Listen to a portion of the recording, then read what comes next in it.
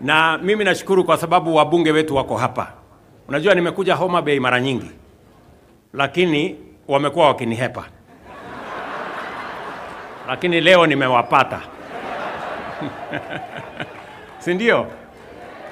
Na nilikuwa nashangaa sasa hii Homabay, mimi nimekuja tukafanya mambo ya soko hapa. Mimi nikakuja tena, nikakuja mambo ya paya, nikawaambia tutajenga paya. Nikakuja nikawaambia tutajenga fish market. Si ni kweli? Nikakuja nikawaambia tutafanya affordable housing. Na hiyo mambo yote inaendelea ama haiendelei? Ilikuwa ni story ama ni ukweli? Si mambo iko hapa inaendelea? Yule mwenye macho haambiwi tazama ama namna gani? So mimi nataka niwaulize viongozi wetu. Nafasi ya siasa tulikamilisha. Nafasi iliyoko sasa ni sisi kama viongozi tuungane, tushirikiane, ndio tufanye kazi ile tuliwaahidi hawa wananchi. Na mimi vile nilisema pale mbeleni, mimi niko tayari kushirikiana na viongozi wote ambao wako tayari tufanye kazi ya wananchi.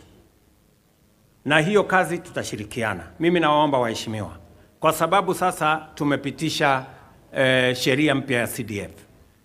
Mtakuwa sasa na pesa ya kujenga ICT hub. Nia yangu ni kuhakikisha kwamba vijana 200-300 kila ward hapa Homabay na Kenya mzima watakuwa na kazi baada ya miezi 6 mkimaliza hizo ICT hubs. Tunaelewana jameni? With increased activity in many agro-industrial value chains. And let me say this because it is important for Homabay.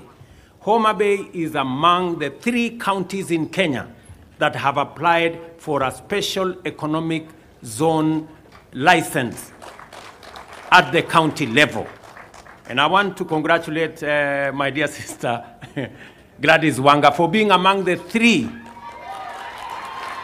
governors who have given us land. We have gazetted, and I would be very happy and very proud today to hand over the license, and also that we are going to have an operator's license by Victory Farms to begin to operationalize that facility.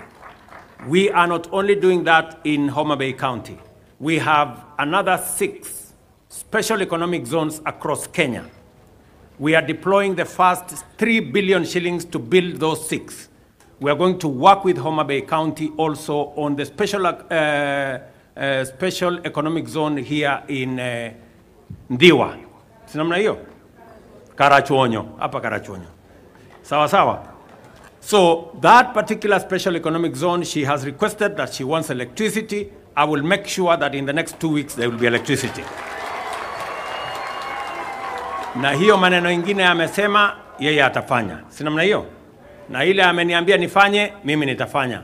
Raymond Omolo yuko hapa, atahakikisha hiyo kazi imefanyika. Tunaelewana? Because we want to do this together. And let me tell you, the good news is that of the 3 special economic zones issued to counties, 2 of them are for counties where women are governors. And a friend of mine who is seated here, in fact, Kimani Ichung'wah, has told me we should seriously consider making this seat of governors a women's seat. Maybe women can do a better job. I don't know how I don't know how constitutional that is. But Madam Anne Waiguru has requested for less. She has said they only want 30%. I think the men were willing to consider the whole governors. But since you have asked for 30%, we will go for 30%. So I want to tell the G7, our great women governors, that you have my support as you do the wonderful job that you are already doing. You have my support, women governors. You guys are doing a wonderful job. And I want to encourage others. If you have a chance to elect a woman governor, don't squander that chance. Elect a woman governor.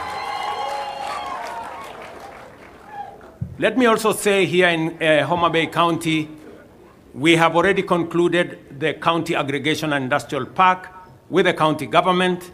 We have deployed the necessary resources because we want to achieve several things. Na mimi nataka wale waheshimiwa wako hapa wanisikize vizuri. Tuko na mambo manne ya muhimu ambayo lazima tufanye kama Wakenya. Tuachane na vyama kwanza kando, tuachane na mashindano kando. Tukubaliane kwanza transformation ya Kenya itafanyika kwa njia gani. Ya kwanza ni kuhakikisha kwamba tunatatua tatizo la food security, ama kupatikana chakula ya kutosha katika taifa letu la Kenya, tuondoe aibu ya njaa. We must never be a country that cannot feed itself. And we cannot do much on empty stomachs. We have to feed ourselves so that we can do that which we are planning to do.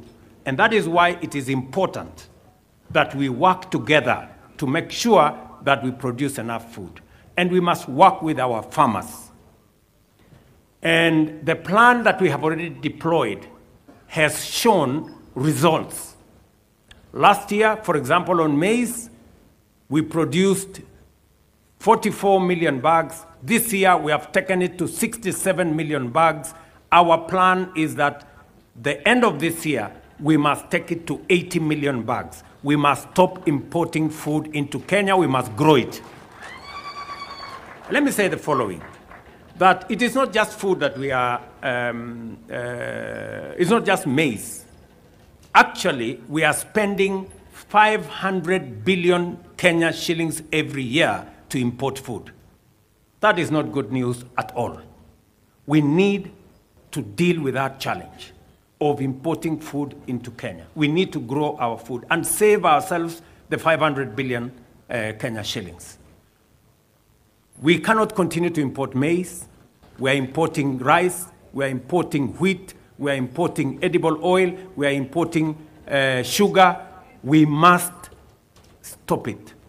And we can only stop it if we grow it locally, if we produce it locally. So the plan we have on producing locally is a great plan. And I am happy that Homabay County is among the counties that is working with us on this journey towards making sure that we reduce on imports of food into our country. One of the areas is the one my good brother Mvurya has mentioned. Here, blue economy, we decided that blue economy is going to be among the areas we are going to invest in, because we have a potential of $1 billion just to produce if we focus on our blue economy. And it is the reason why the great people, Bensuda, nataka unisikize. It is the reason why in this lake front we are putting up, and Mvurya is here, he's going to explain to you in greater detail, 11 fish landing sites. When I told the people of Homabay we are going to build a fish market here, they may not have believed me, but I want to tell you in the next 4 months, that fish market will be ready. I told you we are going to build a pier here. I want to promise you that in another 4 months, that pier will be complete.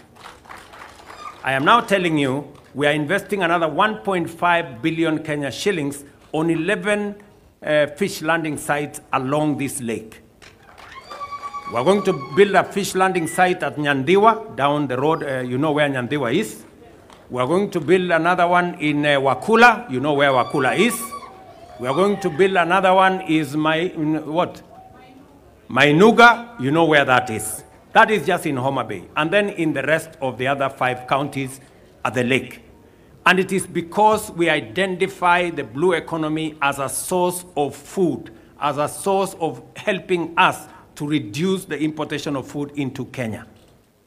I also want to say that last year we imported 500 metric tons of sunflower seed.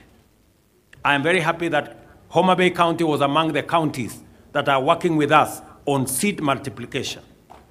I have instructed Calro to set up a seed multiplication facility on 500 acres here in Homabay County, so that Homabay County begin to contribute to the seed production in Kenya. Our plan is that this year, watu wa Homabay mnanisikia? This year, we want to put 200,000 acres under sunflower this year, and we want Homabay to be front and center as we go in that direction. I am very happy that an MOU is going to be signed tomorrow between the counties of Homabay and Migori on matters palm oil.